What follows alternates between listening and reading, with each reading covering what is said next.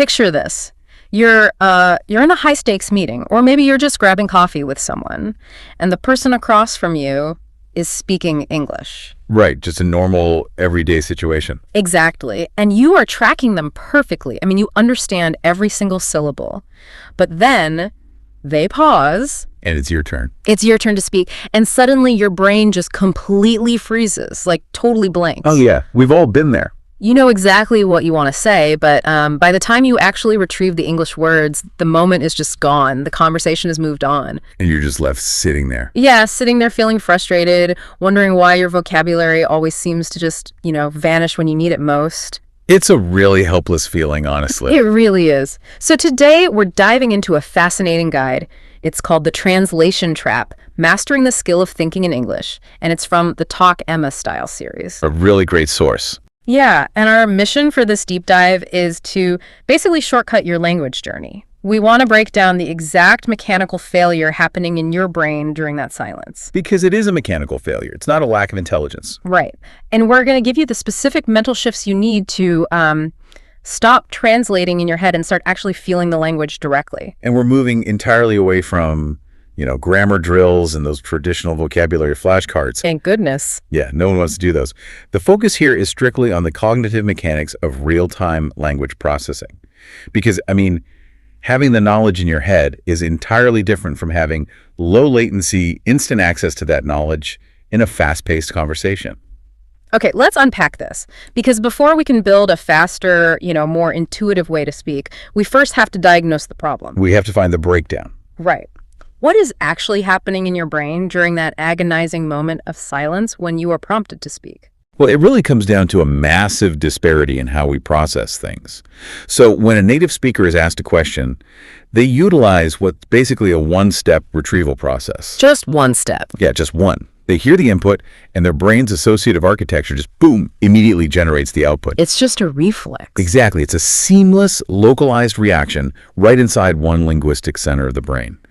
But a learner who hasn't broken that translation habit, they are forcing their brain through this grueling 4-step detour. 4 steps. Wow. So step 1, obviously, you hear the English input. Right. Then step 2, you mentally route that English into your home language just to understand it. Yep. And then step 3, you formulate your response, but you're doing it in your home language. Okay. And then step 4, you translate that response back into English. And only then, after all of that, do you actually open your mouth to speak. And in a natural, fluid human interaction, nobody has the time to wait for a 4-step cognitive detour.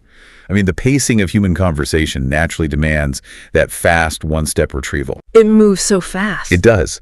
And when you force 4 steps, the latency spikes, the anxiety builds up, and then that anxiety actually further inhibits your brain's ability to recall the vocabulary.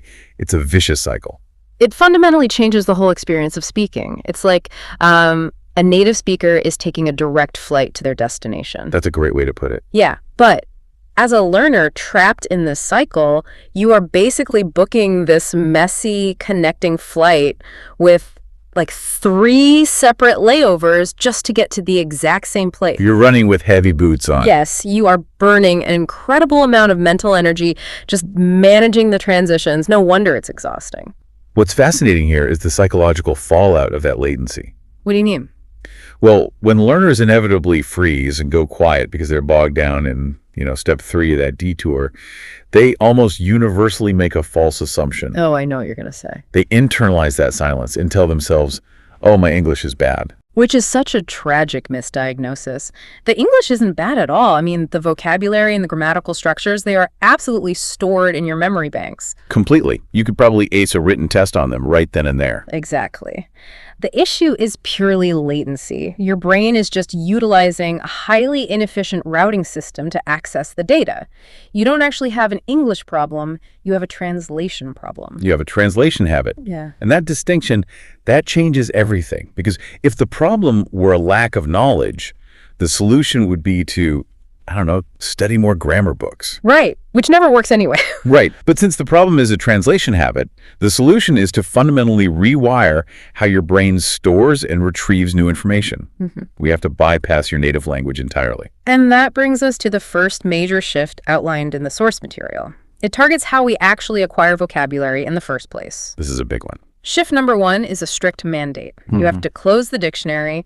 We have to stop learning words as direct translations and start learning them as feelings. Which really challenges the core methodology of traditional language education. I mean, typically, when you encounter a new English word, what's your immediate reflex? You look it up. You find the equivalent word in your native language. Exactly. You memorize that A to B connection. But when you do that, you are actively training your brain to treat English as just a subcategory of your native language. Oh, wow. Yeah. Rather than its own independent operating system, you are permanently installing a middleman. And the source provides this brilliant example of how to remove that middleman. They use the word cozy. I love this example. It's so good. So if you encounter the word cozy, looking up the translation in your home language is basically the worst thing you can do. It reinforces the detour. Right. Instead, you need to map the English word directly to a sensory experience. So you picture a warm room. You imagine a heavy, really soft blanket wrapped around your shoulders. Yeah, you visualize holding a hot cup of tea while listening to like rain hitting the window. Yeah. The profound feeling of warmth and safety, that feeling literally is the word. And by taking that approach, you're actually leveraging how the brain naturally evolved to process reality. How so? Well, sensory processing, so sights, smells, physical sensations, our emotions, all of that predates complex linguistic processing in human evolution. Oh, interesting. It's a much faster, much deeper neural network. So when you map the English word cozy directly to that sensory memory of warmth, you bypass the linguistic translation center entirely. The brain doesn't even have to search for the native word. No, it simply registers the physical sensation and the English word just arises as a direct reflex. Okay, I understand the underlying theory here. Abandoning the dictionary makes sense. But honestly, playing devil's advocate for a second, speaking as a learner, that native translation is my safety blanket. Sure, feel safe. If you take that away, I feel like I'm just guessing at meanings. I mean, how do we prevent this from feeling like we're just, walking a tightrope without a net? The discomfort is undeniable. But we really have to re-examine what that safety blanket is actually doing to you. It provides this really nice short-term comfort, but it comes at the cost of long-term fluency. Because as long as you rely on the native translation to confirm a meaning, you are guaranteeing that you will always be one step behind in a real-time conversation. Because you're always checking the net. Exactly. Enduring that ambiguity, allowing a word to be a slightly fuzzy concept or a feeling, rather than a rigid, exact translation that is the only way to allow the English word to attach itself organically to your perception of reality. So you basically have to risk the momentary confusion to build the direct flight. You have to. Okay, so if we commit to this first shift, mapping words to sensory experiences and throwing away the dictionary, how do we actually operationalize this in our daily lives? Right, because we don't live in a textbook. Yeah, I mean, we can't spend all day sitting by a window with tea, and most of us don't have a native speaker following us around to constantly prompt us. And that transitions us perfectly from passive acquisition to active internal generation. Which is shift number 2. And this addresses exactly that problem. It's about initiating a running English commentary in your own head. The internal monologue. Yes, you basically have to become the internal narrator of your own mundane life. You wake up and you force the thought, in English, it's morning. Cool. You walk into the kitchen and think, the coffee smells good. You look outside and think, it looks cloudy today. And the goal here is cognitive microdosing. You aren't trying to compose complex philosophical arguments or, perfect your grammar. Keep it simple. The simplicity is the entire point. By narrating mundane observations with very basic vocabulary, you're practicing the mechanical act of generating direct English thought in a zero-pressure environment. You're just reducing the friction. Exactly, reducing the friction of lexical retrieval without anyone staring at you waiting for an answer. But then the source material introduces shift number 3, and it refers to this as the secret nobody talks about. Oh, this part is brilliant. It completely reframed the narration exercise for me. It is the practice of thinking in questions, not just practicing declarative statements. Think about it. Most language learners spend their entire journey playing defense. Playing defense, yeah. Your practice is almost entirely reactive. A teacher asks a question, and you construct an answer. An app gives you a prompt, and you translate it. You are constantly waiting for an external trigger to initiate the English processing. And shift 3 just completely flips that dynamic. You have to start actively interrogating yourself throughout the day. Like, what am I doing right now? Or what do I actually want to eat for lunch? How am I feeling about this meeting? And here's where it gets really interesting. You ask yourself the question in English, and then you force yourself to pause. You have to pause. You completely block your brain from answering in your home language. You sit in that silence and you wait for the answer to surface in English, even if it is just a fragmented sentence or like a single word. If we connect this to the bigger picture of neuroplasticity, what you are doing in that specific moment of intentional pausing is profound. Tell me more about that. Well, the brain operates on the principle of cognitive ease, right? Mm-hmm. It desperately wants to take the established, highly efficient route, which is your native language. It wants the path of least resistance. Always. But by actively blocking that route and demanding the English retrieval, you are physically forcing your neurons to widen a new parallel pathway. Wow. Every single time you ask the question and wait for the English response, you are reinforcing the infrastructure of that direct flight. It basically transforms English from an external academic subject that you study into an internal instinct that you utilize. The instinct, exactly. But I also know that, discussing neuroplasticity and nonstop internal narration can quickly lead to information overload. Oh, absolutely. If a learner tries to narrate their entire life from dawn until dusk, they're going to burn out by noon. It's completely unsustainable. So to make this sustainable, the source distills all of these mechanics into a highly practical, stress-free 5-minute blueprint. And frequency and consistency are far more important than duration when it comes to neuroplastic growth. Good to know. Yeah, 5 focused minutes a day, executed daily, will yield significantly better results than, say, an hour of exhausted translation practice just once a week. Consistency over intensity. So let's break down the blueprint. It divides this cognitive microdosing into 3 distinct phases: morning, afternoon, and evening. Perfect. In the morning, the second you wake up, before you look at your phone, before you interact with anyone, you ask yourself 3 simple questions in English. Like, how did I sleep? Yeah, or what do I feel right now? And what is one thing I want to accomplish today? And strategically doing this in the morning is critical. Why the morning specifically? Because you are capturing the brain when its cognitive load is at its absolute lowest. You haven't started processing work emails or daily stressors or the news yet. You're a blank slate. Right. By forcing those 3 English questions immediately, you establish the direct pathway as the baseline operating system for the day, rather than trying to awkwardly switch over to it after your native language is already running at full speed. That makes so much sense. Okay, then in the afternoon, the blueprint shifts from your internal state to external observation. Taking in the environment. Right. You pause for just 30 seconds. Pick one specific object in your environment and you describe it, like the office window is open. Or the street traffic is incredibly loud. Exactly. And this grounds the language in your immediate physical reality. It reinforces that sensory mapping we discussed earlier. The cozy feeling. Yes. You're binding the English vocabulary to the tangible world around you. You're pulling it out of the abstract realm of textbooks and making it real. Okay, finally, in the evening, right before you go to sleep, you execute the last phase. You reflect on your entire day, and you summarize it in just 3 simple English sentences. Keep it brief. Super brief, like, today was highly productive. I learned a new strategy at work. I am exhausted and ready to sleep. And that completes the 5 minutes. And that evening reflection is perhaps the most powerful cognitive exercise of the 3. Really? Why is that? Because you are shifting from passive observation to narrative memory generation. Oh, wow. Memory generation. Yeah. By forcing your brain to summarize your lived experiences directly into English, you are actually coding your memories in the new language. You are proving to your brain that English is a valid vehicle for your personal history. That is so cool. But, implementing this blueprint brings us face to face with the most intimidating obstacle in this entire process. The blank. Yes.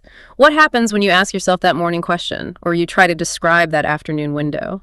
Well, you look at the window and your mind is just completely empty. Crickets. You block the native language translation, you reach for the English word directly, and you just hit a terrifying hollow silence. And that silence is the exact friction point where the vast majority of learners just abandon the process. They give up. The panic sets in, the cognitive discomfort becomes overwhelming, and they immediately revert to the safety blanket of their native language just to find the translation. Because it feels like a failure. They misinterpret the silence as a failure of intelligence, yeah. So how do we survive that blank moment without retreating? How do we push through? We have to fundamentally reframe our relationship with that silence. The blank moment is not an absence of knowledge, and it is certainly not a failure. What is it then?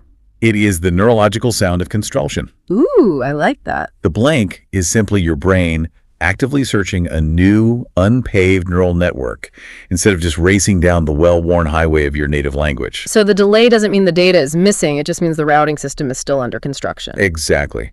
And the latency predictably decreases with exposure. So it gets faster. Much faster.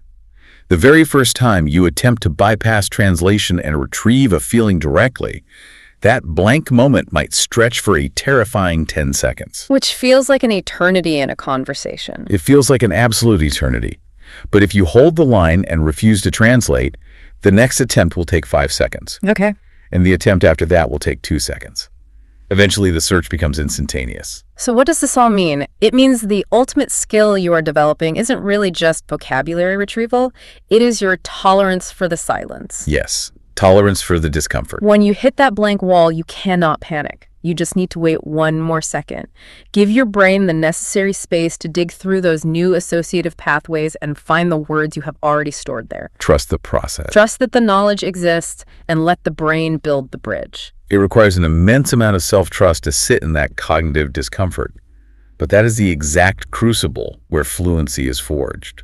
Absolutely. And as we wrap up this analysis, we really need to zoom out and acknowledge the broader emotional reality of this process. Because it's not just mechanics. No, it's not. Mastering a language isn't just about neurological pathways and lexical latency. It is deeply tied to our sense of self. It's very personal. It is. And sometimes this directive to completely block out your native language and stop translating, it can feel alarmingly close to cultural erasure. Yeah, that's a very real fear. It feels like you are being asked to abandon a core part of your identity just to speak English. And that is a highly prevalent, entirely valid anxiety among dedicated language learners.